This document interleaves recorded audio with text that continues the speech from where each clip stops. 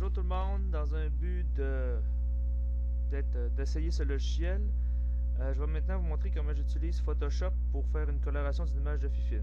Après avoir mis les couleurs de base, là je suis en train de soft tracer les lignes, généralement pour moi tout ce qui n'est pas solide, le gaz, le vert, j'essaie de le soft tracer, ça veut dire donner une couleur à la ligne pour que ça ait l'air moins solide.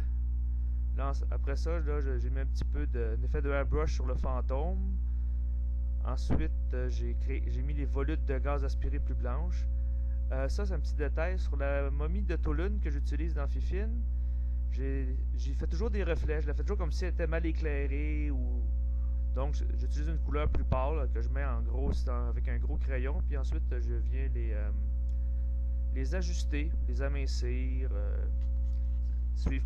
respecter un petit peu plus la lumière. Bon, c'est sûr que en général, la momie ne respecte pas la lumière, mais c'est un effet spécial. Là, je suis en train de faire le casque.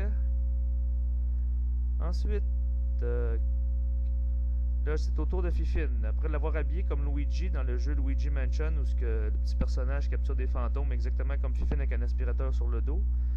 Vu que c'est une illustration et non pas une bande dessinée de Fifine, j'ai décidé de mettre un petit peu d'effet. Fait que là, j'utilise, dépendamment de la couleur, soit du airbrush foncé, en utilisant la couleur de base, ou je sais pas si le terme est correct, le brunissoir. En tout cas, c'est l'outil Suson qui désature ou sursature une couleur, fait des effets. Là, pour les pantalons, je les ai vu que Fifine est généralement dans l'ombre à cause de sa peau. J'ai mis un petit peu d'airbrush pour highlighter les zones. Là, c'est le tour du tuyau en ce moment. C'est un dessin assez simple. C'est une idée que j'ai eue, que j'avais mis dans mon sketch, puis que je trouvais amusante pour que Fifine se venge de ce fantôme, en fait, de cette momie qui l'attaque dans son lit. Là, c'est le tour de mettre un petit background. Il y a des gens qui n'auraient pas mis, mais j'aime suggérer plus un background plus que d'autres choses. Fait que on fait un petit peu comme j'essaie de faire comme dans le décor du jeu, avec quelques coups d'airbrush très très foncés. Il y a des reflets de miroir qu'on voit. Ensuite, ouais, un petit peu d'airbrush, suggérer des détails. De toute façon, je vais tout passer ça avec un filter plus tard. Là, j'obscurcis un petit peu plus la scène une fois qu'elle est faite pour avoir le niveau que je veux.